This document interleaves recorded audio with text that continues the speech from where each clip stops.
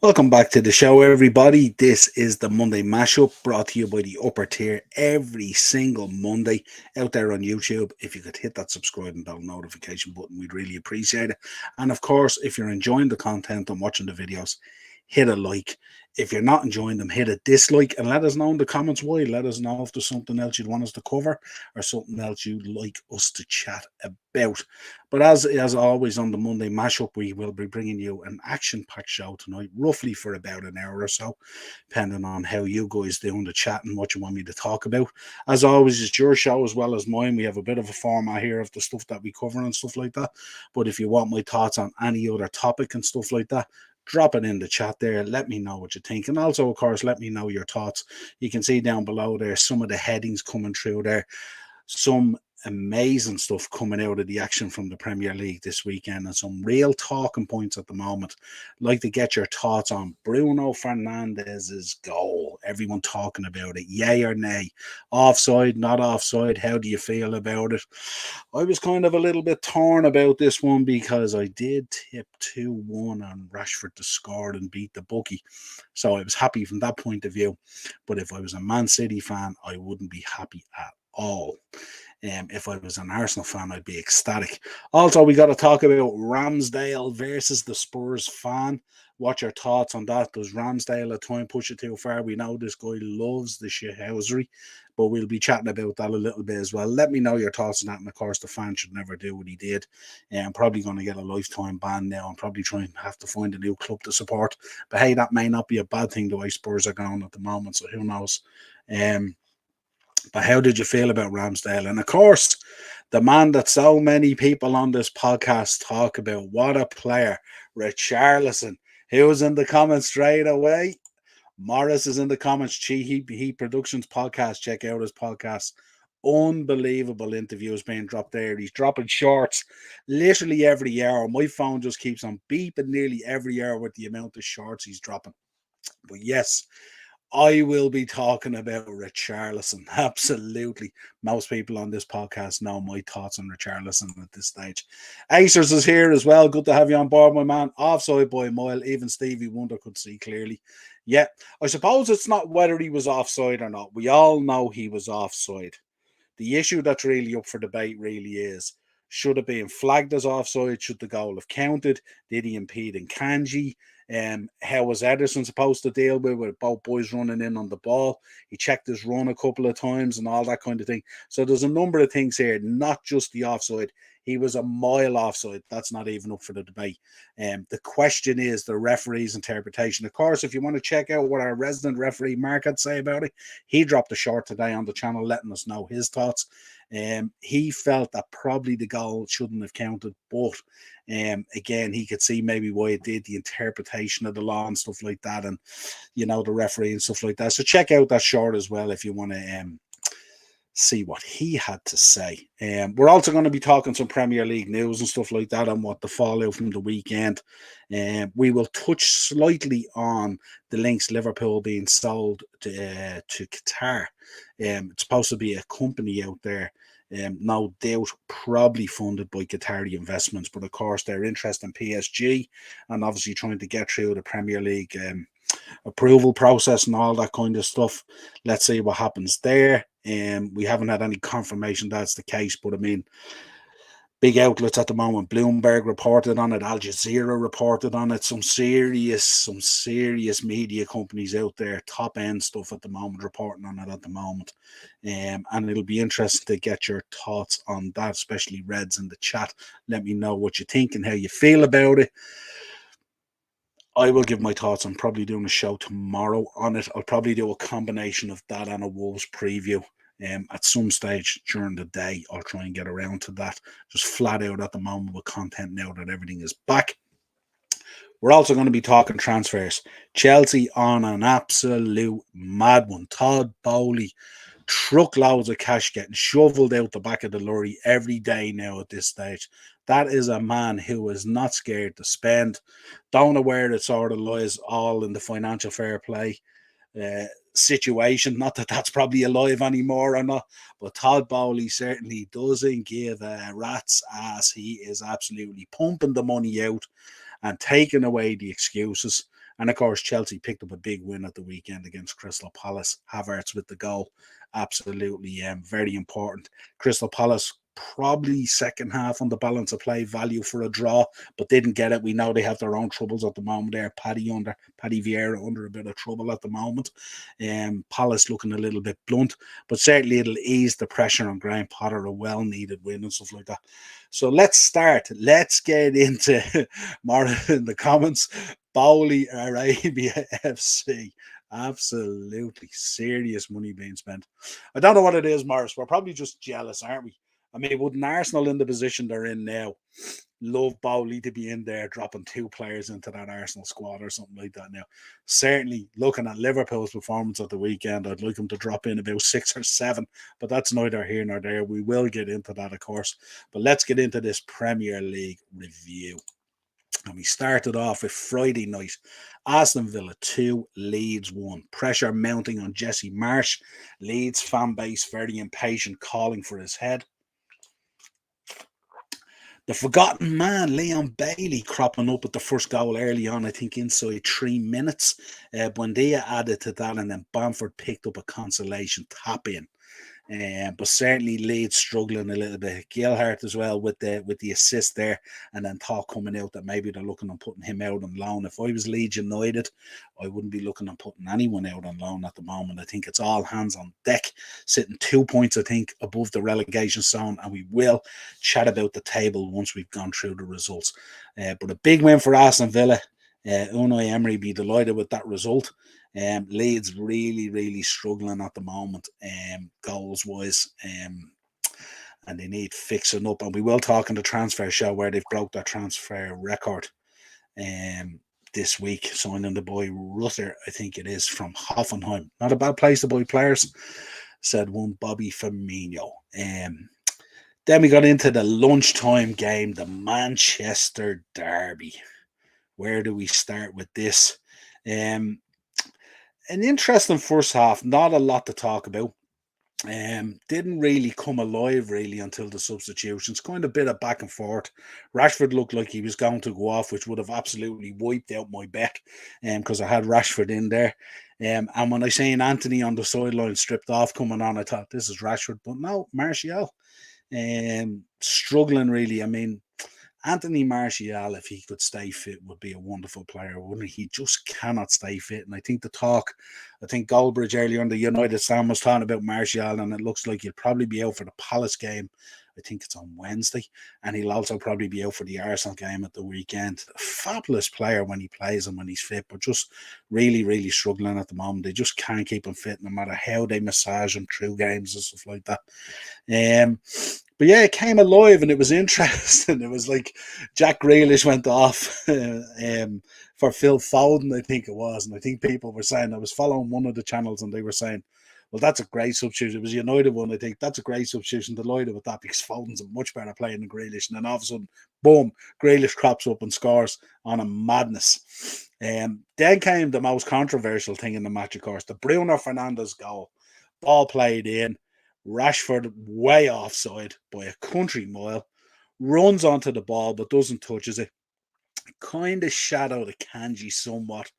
And then Bruno, of course, races in, probably lets a roar at Rashford, and an absolute excellent finish as well. But again, what was Ederson supposed to do? Was Akanji thinking the offside would come up with the flag? How could he go through Rashford to get at the ball? And if he did go through Rashford and upended him, would he be in risk of a red card? And a lot of different talking points coming out of that. I think it's fair to say that I would say from my point of view as a Liverpool fan, and we will talk about it in the chat, no doubt, if it was Mo Salah scored, I'd want the goal. So first and foremost, I put that out there. I also wanted the goal because obviously we had beat the bookie going at the time. The only other thing I would say is I don't think the goal should have stood. I think if you look at it in isolation and you break it down to various things that happened, when Bruno took the shot, Rashford was practically on top of him. How was Ederson supposed to decide what's going on? How was Akanji supposed to go through Rashford with the movements he was making? And I think the law there is pretty clear in terms of what should and should have happened. I don't personally think the goal should have stood. Comments. Morris. Do you think Newcastle need to strengthen in the window due to Shelby's injury? I don't think Shelby's injury is going to have any effect on Newcastle at the moment. What I would say about Newcastle at the moment, though, is I think Newcastle, where they are getting results, they're kind of labouring a little bit, aren't they? They're not kind of flowing the way we thought they would. Maybe a couple of players are feeling the season now. He doesn't have a massive squad. And maybe one or two signings coming in this window might freshen it up a little bit and let them kick on potentially into those, maintaining that Champions League spot, let's say. But they have looked a little laboured as of late, and we'll talk about it when we get to the game. Ian's in the comments. Ian Hodgins, how are you? What's the crack? All good. There's no Daz. No Daz tonight. Daz doesn't do the Mondays at the moment. He is caught up with tennis coach until about 10 o'clock, so he doesn't be on. And Ian back in. How's it going, Morris? Look forward to the podcast later on. Good stuff. So let's massive win for Man United, 2-1, and of course Arsenal fans would have been rubbing their hands, hopefully that they could get through the North London derby and stretch that gap, which we will talk about. But we have to pause for a moment on this, and we have to talk about Erik ten Hag, who has done an absolutely fabulous job at United, way above expectation. He has brought in players that people questioned. He has brought in players that people questioned that weren't his first choices. And I have to say, Martinez has come in. He's done great. Luke Shaw in centre defence has been an absolute revelation. And he now gives Man United a couple of options. Really, really good. Aaron Wan-Bissaka came in, did a reasonable job. Definitely, maybe he is that option that you need there at number 2 for Dalot. And maybe his time at United hasn't come to pass yet. Certainly not the way things are panning out in the transfer window for Man United. Doesn't look like they're going to be bringing anyone else in, so they can't afford to be letting anyone go at the moment. I think a move for Lindelof was refused as far as I know, and I don't see Aaron Wan-Bissaka going anywhere. I think they're going to need him, especially with Dalot out at the moment. But yeah, I wanted to pause there. What a job Erik ten Hag has done, and they do find themselves in the title race, and of course we'll talk about that as well. Wolves 1, West Ham 0. David Moyes in serious trouble. Credit in the bank running out very quickly. They look a little bit lost, and before you come at me, forget about Liverpool. We are absolutely in the mud, so you don't have to turn around and go, what about your team? Our team is a disaster. If you watch my match reaction the other day, the team nearly has me on my knees, brought to tears. I didn't speak much the other night about the match. You'll check the reaction is up there if you want to check it out. I spoke from the heart about how embarrassing it was and how let down I felt and how disappointed I am. And I really felt for Klopp as well, having to go over to the fans. And he looked a shook man, really going over there to apologise to the fans for the performance. And it was really disappointing. But let's get back. Wolves versus West Ham. The goal from Daniel Podence, a man that myself and Darren talk about on the show an awful lot. Fabulous footballer there for Wolves, really having a good season and now chiming in with the goals as well. Massive result for Wolves against West Ham and was huge when you go looking at the bottom half of the table. Nottingham Forest 2, Leicester 0. Another man who's in the mud, Brendan Rodgers, absolutely struggling. I wonder how long they are going to stick with it. A number of players there who have exited the building that hadn't been replaced. A number of players who still feel like their future is elsewhere, letting contracts run down.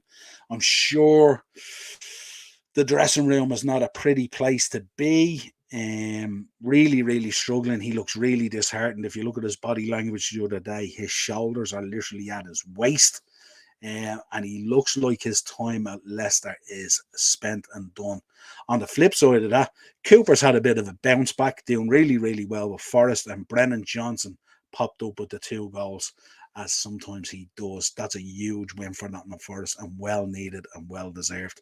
But Leicester just really struggling at the moment. Everton versus Southampton. Before we get into the result on the match, a lot coming out of this game. The board were warned to stay away from the game in terms of their safety, which is really, really, really toxic. Really toxic. You look at your own club and you think, God, we have problems and stuff like that. But this is different level. They had a protest outside the ground, to the point where players had to be stopped. And I seen some footage with Yerry Mina out talking to the fans and stuff like that. Now, I think he was brutally honest with the fans. Fair play to him getting out of his car and speaking to them as well. Um, I think Frank Lampard's time at Everton is done. I'm sad to say that. I just think it's a real struggle, and I think there's a lot of issues there at the moment, and they're not necessarily Frank's issues. I just think he's really, really struggled to go in there and lay down a marker. But Yerry Mina talking to the fans, and I tell you, those Everton fans were quite brave as well. Yerry Mina's no slouch. He's not a small lad. But he didn't shirk his responsibility as a player for the club. He got out, he spoke to the fans, he faced them down, he told them what he thought. And it was good to see that, but not good to see it, but good to see him engaging with the fans, not shirking his responsibility. And Frank came out and all. What was Frank's quote again? He's not a miracle worker. That doesn't sound great. Sure, it doesn't. If you're the owner of a club and your manager saying, I'm not a miracle worker, that's his way of throwing the owners under the bank or under the bus, and that doesn't look good at all. Nice banker from Everton's collapse. Absolutely. And Morris again, back again. Everton having the money to sack Frank. Big Dunk could be getting a charity call. Tell you, they could do a lot worse than Duncan Ferguson at Everton. I can tell you that much. He certainly get up into lads' grills and get it going and stuff like that. But you would fear for Frank. And it's tough for him in his managerial career at the moment because he's taken on a couple of tough jobs, and they haven't booked out. But yeah, paying on Everton at the moment, and it's a real fear for Everton this year as well. They're building that fabulous stadium in Liverpool, and building towards a certain future. And dare I say that future it's not the Championship. And really, I've sort of, you hear some Liverpool fans on this sort of saying like, yeah, relegation down into the Championship and stuff like that. But we do love the two Merseyside derbies, don't we, as well? So, like, you don't want to necessarily lose that and hoping that you're going to draw them in a cup or something like that. Or, you have to be careful of that as well. So, before I get on to the next one, I'll take some more comments. Ian's back in. Shout out to my friend Tommy Reid, huge Liverpool supporter, always wearing the jersey. Please subscribe to the channel. Shout out, big man Tommy. Nice to have you on board. Hit the subscribe, bell notification button, drop a like on the video. Welcome on board. You're always welcome. And if you're a red, you're even more welcome. And also check out the Shankly Sessions because that's the Liverpool one for you. Don't forget that one as well. That's part of the channel as well. Brighton 3, Liverpool 0. Do I need to say any more about this? Absolutely embarrassing. There is nothing I could take out of this. I mean, I just, when you think about what happened in the game and like got to halftime, lucky, then started coughing up the goals straight away. 46, March out, pins that goal. 53 scores a fabulous goal with a fabulous finish, brilliant movement. And we're shell-shocked. We're all looking around, nearly as bad as the manager. The manager is sitting on the sideline, absolutely bewildered, looking like a budgie in a cage, clueless, didn't know what to do, stunned. We've got Joel Matip, shocked. We've got everyone looking around at each other. We've got no captain on the pitch. No captain. Let's make that clear. Because no one had anything to say. Everyone wants to turn around and go, well, that's your responsibility. And that's your responsibility. But no one wants to take responsibility. And it was absolutely horrible. And I would say the gaffer's comments after the game where he turned around and said that it was the worst performance he had seen. I don't know. Napoli, Brentford, Leeds, to name a few. The United game towards the start of the season, horrible. But this was really, really bad. This was like, if we were still playing now, we wouldn't have scored. And Brentford looked so smooth. Their movement was brilliant. We just looked so laboured. First half, played with fear. We were absolutely shitless of that Brentford side. I want to say that again.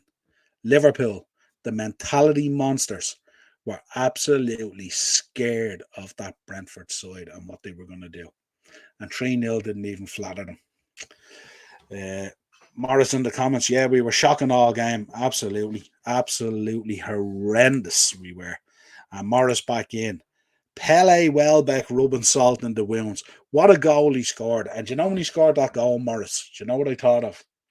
I thought of Gascoigne against Scotland when he brought the ball over Colin Hendry, ran on and put it away, and then of course ran over and did the drinking celebration and stuff like that. But it was Gascoigne-esque, wasn't it, from Welbeck?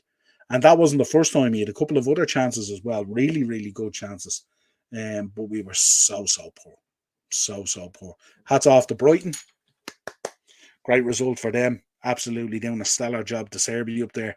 Absolutely doing a stellar job. And there was a fear from the Brighton fan base, remember, when Potter left, that players were going to leave. It was all going to fall apart. But he took his goal lovely. And fair play to Welbeck as well. He's, we've often spoke about him on the podcast here, talking about him being the decoy and stuff like that. Well, there was no decoy this kind of time, because when he ran in with the ball, who had he got to face? Joe Gomez. The very same Joe Gomez that in the first half I was screaming to come on. Now let that sink in, Liverpool fans.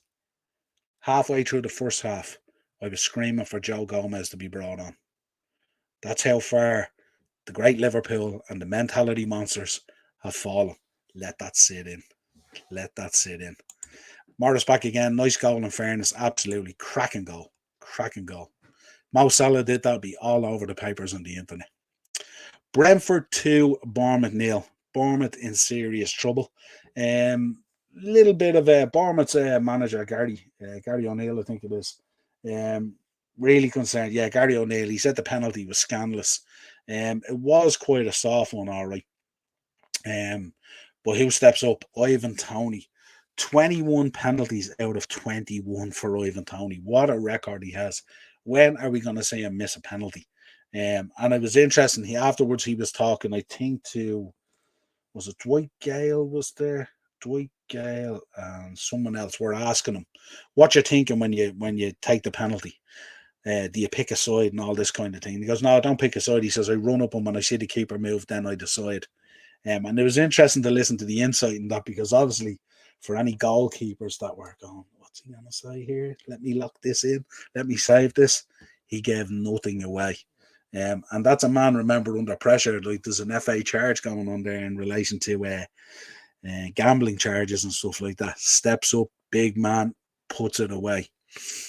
Shame England didn't bring him to the World Cup. Absolutely outstanding he was. 2-0 for Brentford. Thomas Frank doing a fabulous job. And of course, Brighton, Brentford all jumped above Liverpool, and we find ourselves down in the dizzy heights of ninth. And just Chelsea are just behind us by goal difference on the same points. So 10th even, joint 10th maybe. Next up, Chelsea 1, Crystal Palace 0, easing the pressure on Potter. A lot of pressure on Potter at the moment. Fan base very divided at times in terms of what they want. Do they want him there? Do they want him gone? Who knows? But certainly it's all about the results. But then they swoop in and Mudryk arrives. And a lot of money. A lot of money.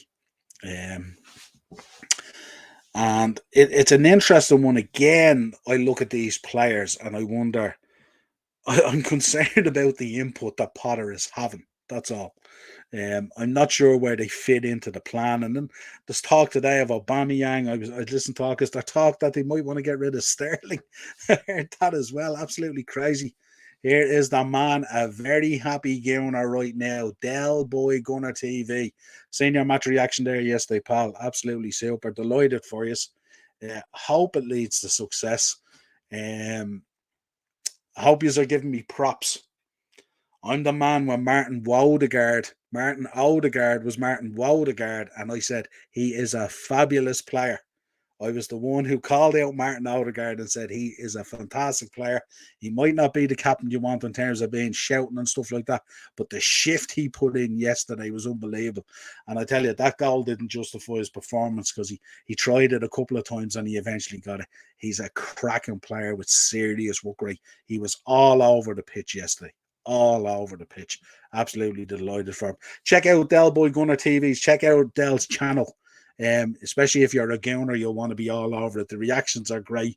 Kyle Walsh, of course, check out his channel as well. Kyle was on it yesterday. Warren was on it yesterday as well. Warren's team talk. Me and Warren had great fun on Saturday. Well, it was nearly about to throw the TV over the back wall in the garden or put it out through the back door. Me and Warren were having such fun, but we were... I think he marked one of my comments as the comment of the week or something like that, where I spoke about the Liverpool players playing like they had brown sauce running down their legs. The less said about that, the better. Well done, Del. Thanks for jumping on. Love it. Morris is back again. Told you to believe in Potter, Niall. Stop you. Stop. You're only believing him because you want him there for the downfall. And Eno's back in. Please gamble sensibly, folks. Always gamble sensibly. Always gamble sensibly. We're always trying to make you a few quid. But a big win for Chelsea, 1-0. Palace did have their chances, but just a little bit of bluntness at the moment. And El Paddy Vieira is in a little bit of trouble. Del Boy back in the comments. He says, yes, Niall, I remember when I doubted him, you were singing his praises. I was telling people how good he was when they were calling him Wodegaard. He was I could see it. I could just see it in him. That knack he has of arriving late onto the scene, and he has an eye for goal as well and a lovely finish in him as well. Listen, you don't get brought to Real Madrid as a kid for no reason, you know what I mean? Great signing. Decent choice, I would say, as captain. Again, depends what you want out of your captain. Do you want a lunatic who shouts the place down, or do you want a guy who quietly goes about his business and saves his energy for what he's doing on the pitch? But yeah, good stuff there, all the same. Yeah, so Crystal Palace struggling a little bit under Paddy at the moment, Paddy Vieira at the moment. A little bit blunt, I would say. But Chelsea getting 1-0. I think IU rattled the bar as well, or rattled the post, I think, with a shot as well. So Palace were very unlucky. I know I was kind of watching the highlights of it, and Palace came on very, very strong in the second half. They were quiet enough first half, but second half they came on really, really strong. I heard Arsenal sniffing around Liverpool's Keita. Man, if you want him, I'll put him in the boot of the car and I'll drive him down there for free. Free. If you want to fill up your ER room as much as ours, he is the man to sign. Absolutely, you can have him. I'll drop him down. You don't want him. You do not want Naby Keita. Telling you now. Newcastle won, Fulham 0. This was another game. It was an absolute madness. I don't know if anyone's seen the penalty, but the penalty from Mitrovic where he kicked the ball against his own foot and into the back of the net.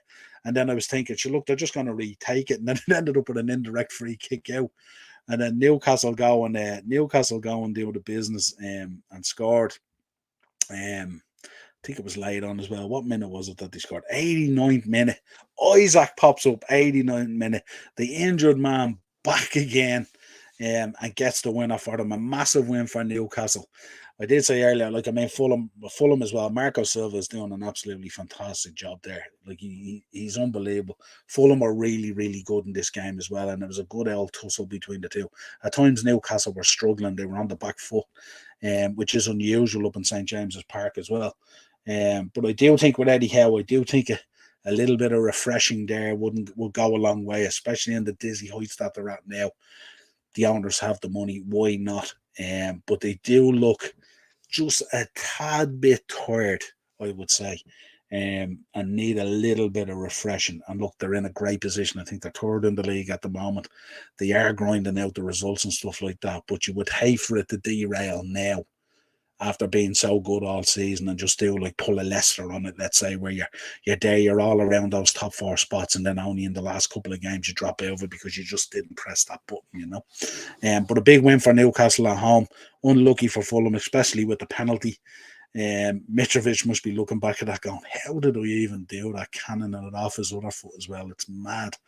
And you would put your house on Mitrovic putting that away, wouldn't you? He's been excellent this season. So then we come to the North London derby. And if you want to check out the reaction, check out Dell's um, channel. He did a great reaction yesterday. He had a few of the boys on and stuff like that, and it was interesting to hear their thoughts and stuff like that. Yes, happy with the result. Yes, happy to open the gap up to 8 points and be top of the league. But still a lot of concerns about the squad if they did pick up injuries, which is fair enough, and a little bit of apprehension. But listen, as I say to you guys all the time, enjoy the ride while it lasts. Ride with that tidal wave in there and stuff like that, and see where it takes you. And look, if you can get a player or two in, either on loan or a signing, good stuff. If not, roll with what you have and roll in behind you. You may not sit with you perfectly and you'll question a lot of stuff and things like that. But listen, you're doing great.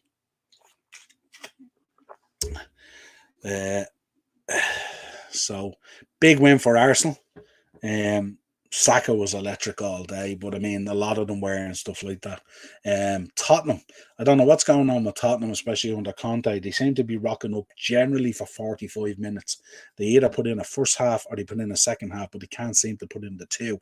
They were tore asunder first half. Arsenal were sensational. The way they moved the ball down the flanks and stuff like that absolutely tore them up. And the score did not reflect the dominance of Arsenal first half. Second half, Tottenham came out. Conte must have absolutely hairdryered and roasted them to death at half time. But they came out with a different impetus, and Kulusevski and stuff like that came alive. Kane started coming alive and stuff like that. And they started creating chances. But to no avail. Arsenal were resolute as well and created a couple of chances themselves and stuff like that. And Arsenal ran out 2-0 winners in the North London derby, which kind of felt to me as easy a win in the North London derby as you get, because the first 45 minutes was where Arsenal laid the foundation. And after that, it was just a case of, let's go through the motions here and let's get it done. There was no real pressure, and Kane and them were having a couple of chances. Kulusevski with a couple of balls into the box, players not reading it and arriving, and at times they're overhitting them a little bit. Looked more like shots trying to bend into the far corner rather than crosses and stuff like that. It's safe to say Tottenham struggling, a little bit blunt.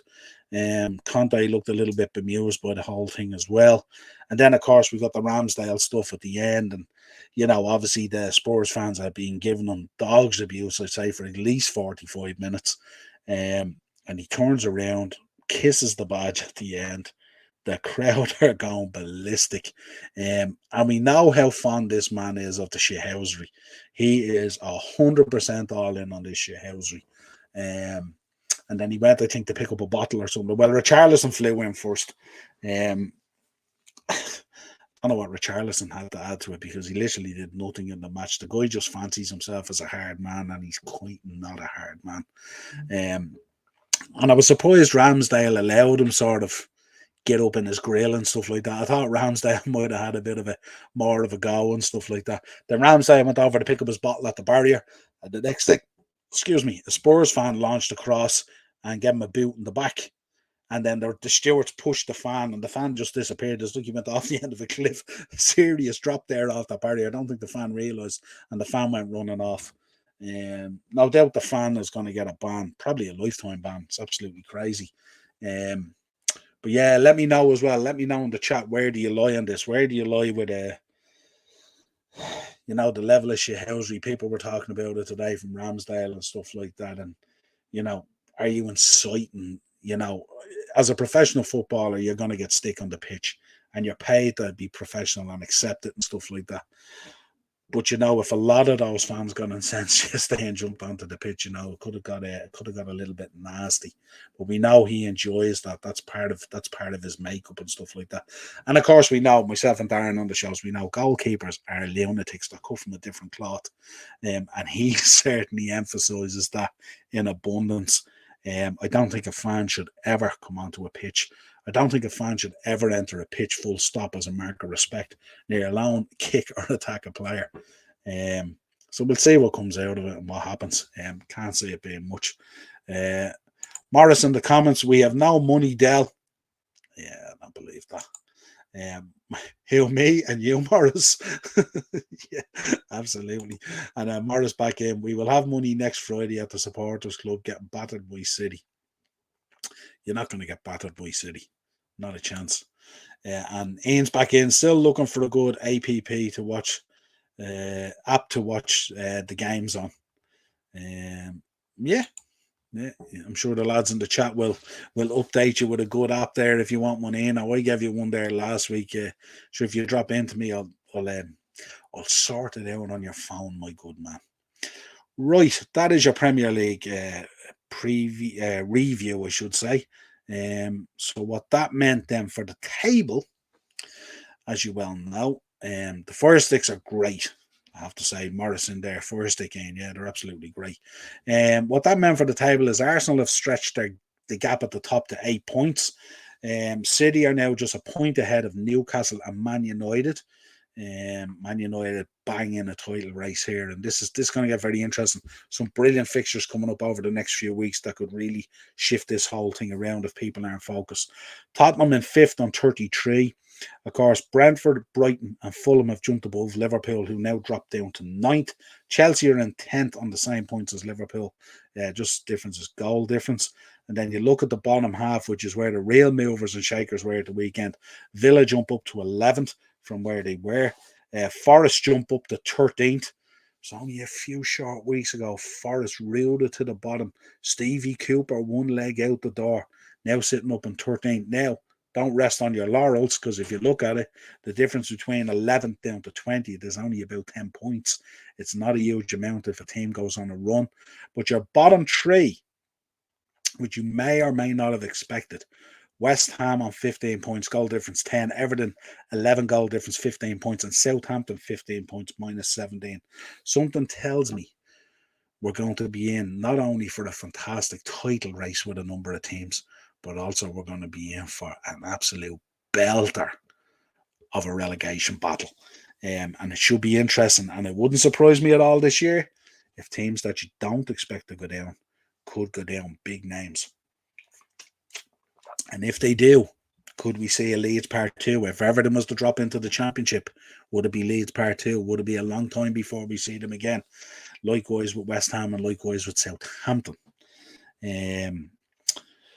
So let's see what happens. But that's your Premier League table. That's your Premier League review. And let's now have a chat about what has fallen out of that. Man United in a title race. If you look at Man United's next fixtures coming up, obviously they've got Palace, then they've got Arsenal, that huge game against Arsenal. That's going to be absolutely fantastic. I think they've got Palace again, then one of them must be a catch-up one from when the Queen passed away. And then you've got Leeds away, Leicester home, and Brentford home. Now, I'm looking at all those fixtures there, and I'm thinking out of all of them, United, 1, 2, 3, 4, 5, 6 fixtures. You would think there's at least 14, 15 points in that for them, I would imagine. With the way they're playing at the moment and how solid they are, I'd be surprised. I don't see them dropping a lot there. The Arsenal game, obviously, is the big one. And this we did say was going to be a big fortnight for Arsenal to lay down a statement. And not only that, we have Tottenham, I think, and Man City on Thursday, which is going to be a huge game as well. Both teams kind of stuttering at the moment, hard to separate them. But Tottenham in recent years have become a bit of a bogey team for Man City. And could they do their North London rivals a favour here? Who knows?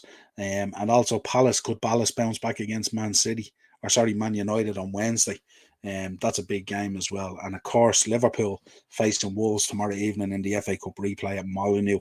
I'm not holding my breath on that one, and I don't even think if we got it to penalties, we'd have the confidence to stroke the penalties home.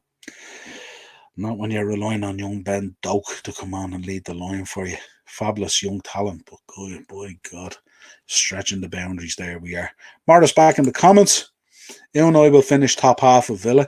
Yeah, I would think so. Yeah, I think there's certain things happening there and stuff like that. And no doubt he's brought in, I think, has he brought in 1 or 2 players, I think, already in the window, if I'm not mistaken. And something tells me he's probably not finished yet. Also, yeah, normally one team is dead and buried at the bottom. Going to be a class run in. Yeah, this is going to be... you go on a run of 2 or 3 games there now where you get beaten down in that bottom half and all of a sudden you're in the bottom 3 wondering what the hell happened. It would be so Tottenham to give Arsenal a chance to extend. Yeah, hey. And you take it, wouldn't you? But let's talk about the fallout. Eric Ten Hag, we just talked about. He says he was quoted the other day as saying, "Man United fans can dream of title, but we're focused on improving after win over Man City." So he's very shrewd in the way he operates. He takes it game by game. There's kind of no. I listen to him in his press conferences, and there's no agenda with him. There's no bullshit with him. It's like, he's very clear about his. Anthony Martial. He's very clear about players and very concise about players. Speaks very, very well. Doesn't give you a huge amount, but gives you exactly what you need to hear. But yeah, I've been so impressed with him and stuff like that, and the bounce back from United in the last 6 months has been absolutely huge, absolutely massive compared to where they were last season. So, Morris back in the comments as well. Eric Ten Hag, clearly the best manager United have hired since Fergie.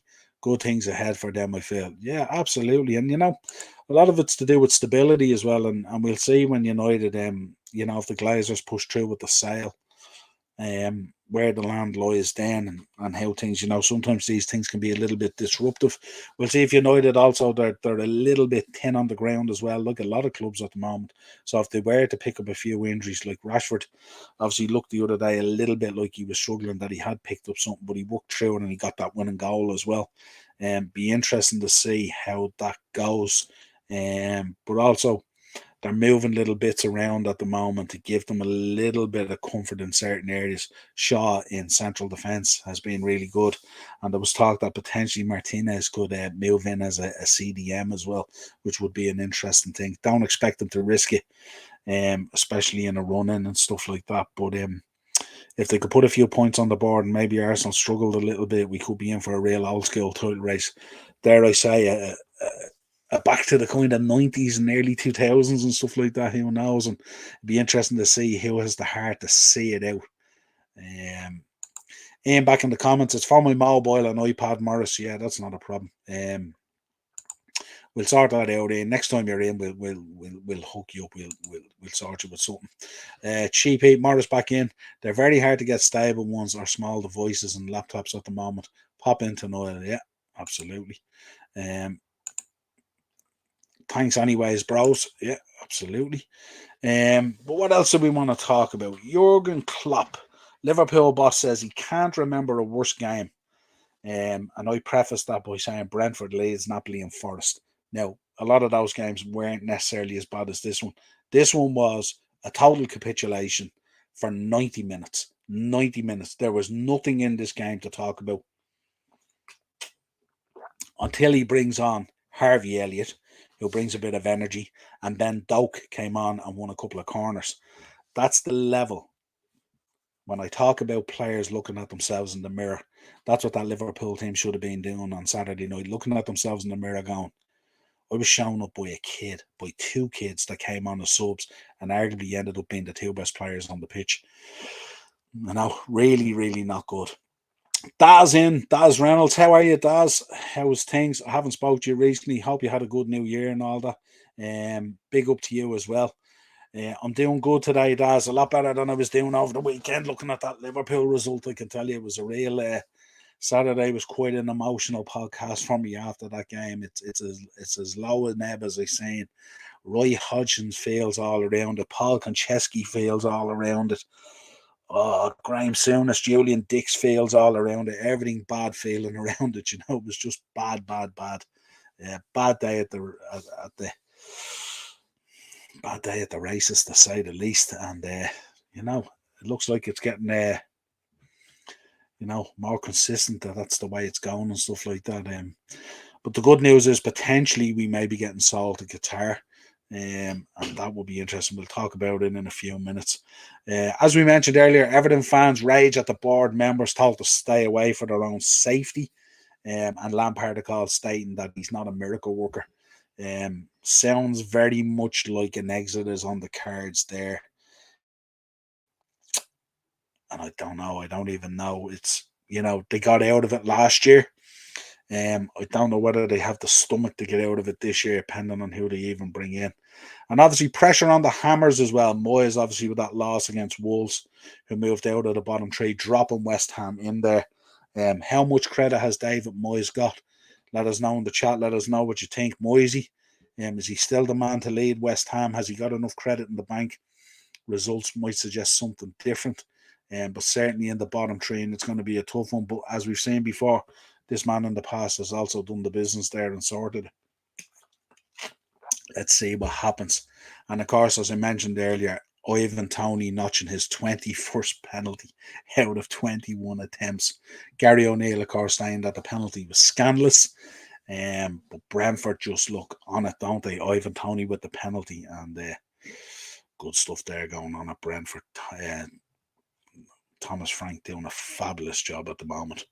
We did speak of pressure on Jesse Marsh at the moment. Leeds looking very blunt, only relying on salvaging a tap in from Bamford. And of course, the week before, rescuing their FA Cup situation with a replay at Cardiff after being 2-0 down. Just about got out of there with a replay as well. But certainly struggling against Aston Villa and looked well off it. Morris, big interview was dropped with Moyes today on a podcast. One to check out for sure. Says United let him down. Yeah, I'd imagine so. Yeah, interesting. Tell us something we don't know. Leeds sign a striker badly needed. Yeah, absolutely. I don't know, Leeds fans, if you're on the podcast as well or you're listening in the chat, what do you make of Bamford and stuff at the moment? He's really struggled, hasn't he? Even when he's come in, he looks like he's labouring. Looks like father time in terms of the Premier League might be catching up on him a little bit. It was only a short few years ago we were talking about this man and we were linking him with England international duty and stuff like that. Really struggling now. Looks way off it. Did get his tap in the other day, Butcher. Tough at the moment. Some of the big news coming out today. Apple TV set to enter the bidding war for Premier League rights. That's an interesting one. Apple entering into this sports thing, obviously seeing what Amazon is doing with the Prime service and stuff like that. And they're interested in getting a taste of it. Listen, they'll have the money. Money won't be a shortage. They were also linked, I think, weren't Apple linked there? Was it Amazon and Apple both linked with United as well in terms of a takeover and stuff like that? So watch that space as well. And then the big news breaking yesterday. Qatari Sports Investment are unlikely to buy Tottenham following a meeting with Spurs chairman Daniel Levy that both parties denied ever happened. But the big news being reported from Al Jazeera and Bloomberg News today is that Qatari Sports Investment, or a company or a holding company or whatever it is, are very interested in buying Liverpool, are 100% interested. And talk is even coming out today that maybe a deal is done already. Let me know, Liverpool fans, what do you think about that? Would you be happy with it? What's the ramifications of it? Would it go through the Premier League approval process and all that kind of stuff? How does it work in terms of their ownership of PSG? If we talk about the Champions League, if we talk about potentially a European Super League down the line, is it feasible that one person can own two clubs competing in these things? Are Qatari on the verge of maybe dumping the PSG project in favour of taking over at Liverpool? Do they see Liverpool in terms of their legacy and their history and their structure and their setup at the moment being a better alternative? Who knows? Let's see how that all progresses. Should be interesting. That's kind of what I have there in terms of news. If anyone wants me to chat about anything else, drop it in there. I'm going to start talking about transfers now shortly. Bamford is crocked, I think. I'd have a fully fit Bamford at Arsenal any day of the week. Yeah, I just don't think, I don't know what it is, Morris. Since he came back off those injuries, he's like a different player, just really struggling. I was really hot on the boy there a few years ago and stuff like that. Myself and Darren spoke a few times saying he should be getting an opportunity in the England international scene. But no joy. Ian back in, shout out to the Bionic Biker. Yeah, absolutely. Ed Lindsay, shout out to Ed Lindsay, the Bionic Biker. No doubt we'll have him on again soon. To talk football and stuff like that. I've been talking to him recently and stuff like that. We were chatting over Christmas and all.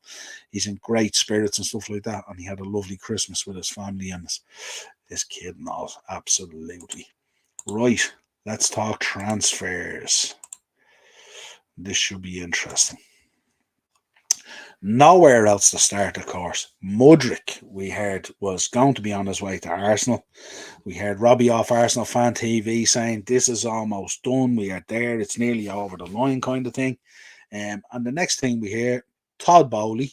Edu must have been on the ferry and Todd Bowley was on the Lear jet. And he just swoops in, 88.5 million. There you go. Money on the table. We'll take him off your hands. And there you go. Another name in there into Chelsea. Spending an absolute fortune like it's going out of fashion. I don't know what structures of the payments that they're doing in these deals and stuff like that. A lot of people are screaming financial fair play and all that. I don't know what way that works in terms of the amount of cash they're laying down initially and how that affects them and stuff like that. We shall see. That will come out. And obviously they were looking at doing something. The disappointment of Joe Felix, of course, being sent off and missing 3 games. Big week coming up for Chelsea as well. Obviously they're going to face us at the weekend at Anfield. Another one I'm looking forward to. Another match reaction. Another player ratings. Another preview. More depression on the horizon, no doubt. Thoughts on Shakhtar giving 25% of the Mudryk sale to the war funding. Good story. Yeah, it was kind of a feel-good story, you know what I mean? At 25%, it's a fair old chunk of change, you know what I mean? And fair play to them. That's a lot. I mean, what's a quarter of it's over 20 million anyway? Like, that's a big chunk of change going into a war fund for Ukraine. And nice to see it as well. And it's a kind of an interesting one as well, isn't it? Because like you have Chelsea buying the player and footing up the money, and then you have Shakhtar obviously releasing the money into the soldiers fund for victims of the war and their families and stuff like that and all. And it's an interesting dynamic, isn't it? The link that's there when we heard so much about Roman and how he got removed from the club and all that kind of stuff and all. And then he was trying to be the peacekeeper between Russia and the Ukraine and Putin and Zelensky, I think it is, and it's just evolving all the time. But this was a real feel good statement and nice to hear from Shakhtar. And I suppose now that we know this, we don't feel as bad about Shakhtar holding out for the money, and we kind of understand it a little bit. Morris, yeah, they stretched out. It's actually 8 years, I think, Morris, I was reading today. They stretched out the contract to 7 years to combat financial fair play rules. Yeah, and it's an interesting one, all right. I think he signed an 8-year contract, actually, which is interesting, which I suppose begs the question that if Arsenal wanted him so much and it's over 8 years and you're amortizing over 8 years and it's like, say 12, 15 million a year or whatever it is, 12 million a year, say for argument's sake, with interest payments and stuff like that. And like it begs the question, why didn't Arsenal push the button on it quicker if this was the kind of thing that was on the available to them and stuff like that? Or maybe the 8-year thing wasn't available to Arsenal when Arsenal were talking about it, but maybe to accommodate Chelsea and stuff like that, the money was able to be pushed in there. They knew Bowley had the money, and that there wouldn't be any huge haggling, as they say. Game Killer is in. Welcome on board, Game Killer. Arsenal interested in Declan Rice. Again, would be a very good signing in there. Really, really like Declan Rice. I just don't know whether I can see him going anywhere bar Chelsea. I think if Chelsea came in for him with Bowley, I think he would go. I think Declan Rice at Arsenal would be fantastic. But again, he's going to cost quite a chunk of change. And you know what Moyes and West Ham are like, they're not going to lose that prize asset that cheap, you know what I mean? Because obviously in selling Declan Rice, you probably have to go into the market and buy 2 players, you know what I mean? So what's he going to cost? Is he going to cost 80, 90 million? And I don't see West Ham going in for an 8-year deal. West Ham will want a fair chunk of that change up front, but yeah, it could be a good one. Morris is off. Listen, thanks for joining us, Morris. I have to go interview a lunatic. We'll catch up, absolutely. I'll hit you up later, mate. Enjoy your interview. Thanks for coming on. So that's out there at the moment. So Jorginho Rutter leads break transfer record to sign Hoffenheim forward for 35.5 million. That's what's being reported. This is an interesting one for me. I don't know much about the boy. I know Leeds are in need of players, especially to put the ball in the back of the net. I'm wondering though, is this the time when you look at Leeds at the moment? I'm wondering, is this the time to,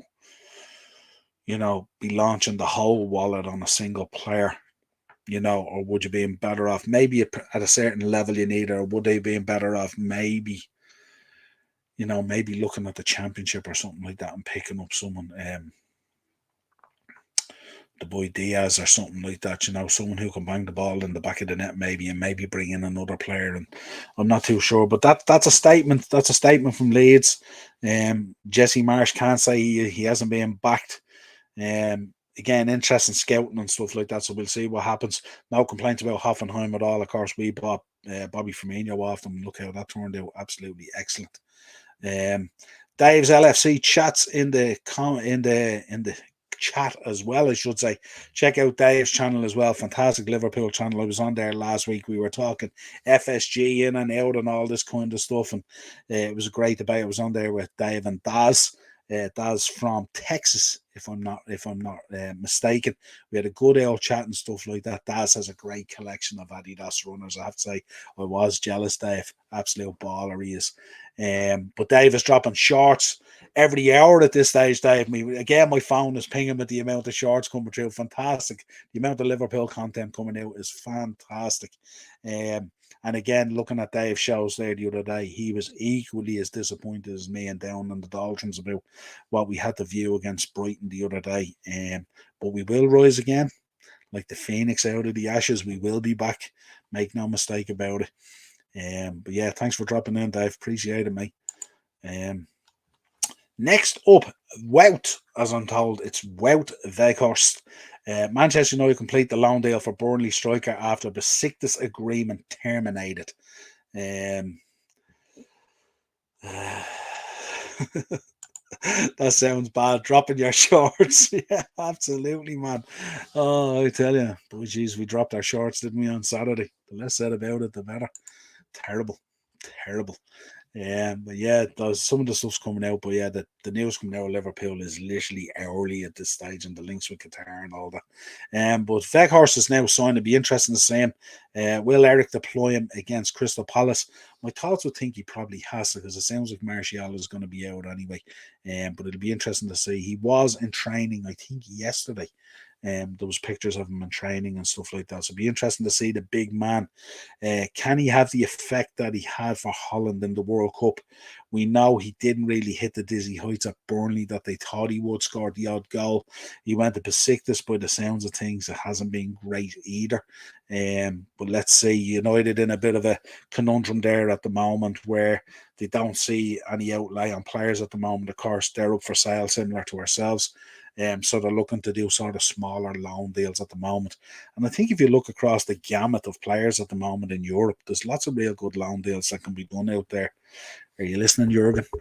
Are you listening? There's loan deals out there to be done if we need to bridge a gap in the moment. Man United have also come out targeting Ajax's Jurgen Timber. They haven't given up on the player yet. Very good player there for Ajax, super defender and stuff like that. Just wonder if you look at United at the moment, all these defenders and stuff like that, are they preparing for the exit of Harry Maguire and Victor Lindelof maybe in the summer? But certainly they're staying in touch there. I'm watching. He was one of Ten Hag's key targets, if you remember. Gonna cost them a right few quid, especially going back to the well. I think this is the third time. And they'll be going back to the well on this boy. So it'll be interesting to see, can they land them in the summer, and who steps out for him. Eden Hazard, talk of Eden Hazard joining Cristiano Ronaldo at Al Nassr in Saudi Arabia. Eden Hazard, I mean, you think about this boy, he's been out in the wilderness now for X amount of years with Real Madrid. But what a player he was at Chelsea, and then I think he picked up a couple of injuries. He lost his fitness. He hasn't been able to regather it. Anytime you see him play, he looks like he's had a real good off season, or he's out on the Vino in Spain on the Paella. But he just looks like he's struggling and stuff like that. And maybe a change of scenery and off to Saudi Arabia to pick up that lorry load of cash might be the way to go. And we'll also talk about Saudi later on, because we're talking about one Lionel Messi. Talk about him heading off to Saudi as well in a huge deal. And I'm talking a sickening amount of money. Blackburn Rovers are keen to sign Leeds United striker Joe Gerhardt. I don't think Leeds should be entertaining any of this at all. The only way I'd be going for that, if they could tie up a deal where it involves the boy Diaz there or something like that, maybe that might be the way to go. But I wouldn't be letting anyone out at the building with Leeds at the moment with the worries that they have. Here's one that just drives me insane. Liverpool could be tempted to renew their interest in Wolves midfielder Ruben Neves. It just, every time we're linked with a Wolves player, it just drives me insane. Absolutely insane. We're not linked with Wolves players. We just go in and buy Diogo Jota. We just do what needs to be done. This lark of being linked with Ruben Neves. I think Ruben Neves is linked with nearly every top club around the place at the moment and stuff like that. Absolutely fabulous player and exactly the energy that we need in there at the moment. But I don't know. It's in talking to Dave and stuff like that, I don't even know if we're going to bring anyone in. It's frustrating. And another one that we should be interested in, Arna Danjuma, a player that we regard heavily, arrives back in the UK to speak to Premier League clubs after Villarreal give him permission to seek a January loan. Liverpool, sleeping again. Arna Danjuma available on a loan from Villarreal. Jurgen, wake up. The transfer window is 100% our solution. Get on it, Arna Danjuma. What a player. No doubt Emery will be sniffing around that. So if we wanted to move, we'd want to be moving quickly. Here's a big deal as well. Bournemouth coming out are preparing a 50 grand a week offer to try and tempt forward Antonio Semenyo to join the club from Bristol City this month. Bournemouth throwing down the money, 50 grand a week. Bournemouth, 50 grand a week. Losing their mind. 50 grand a week. Interesting. And then, of course, the big story we want to round out as well. 2 Saudi clubs could go head-to-head in a bid to sign Lionel Messi with Al Hilal. We will remember them from that tournament that we played in. They were involved in it. And Al Ittihad potentially willing to go to an eye-watering World Cup winner Lionel Messi, eye-watering 306 million pounds per year. God knows what that works out. I think when I checked out Ronaldo was earning 28.5 grand, I think, an hour.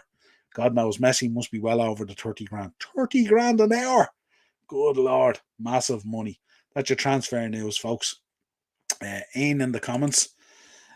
Another shout out to Sean Bradshaw. Hope you've subscribed to the upper tier. Join the banter. Absolutely, Sean. Love to have you on board.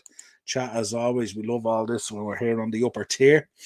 This has been your Monday mashup brought to you by your host, yours truly, Niall.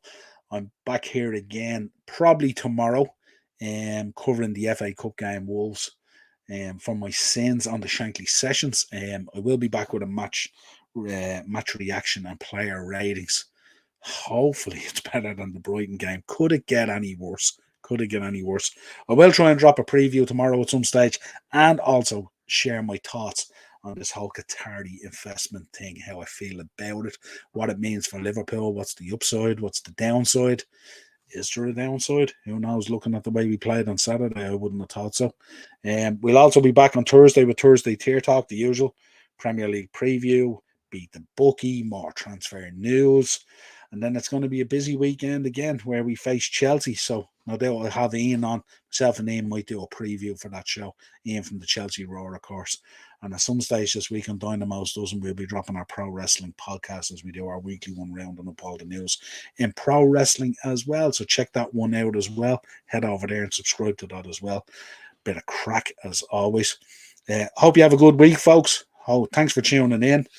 Drop a like on the video, subscribe to the channel, hit the bell notification. As always, keep it good and keep it real. Arsenal top of the league, 8-point gap. Who would have thought it? Arteta in.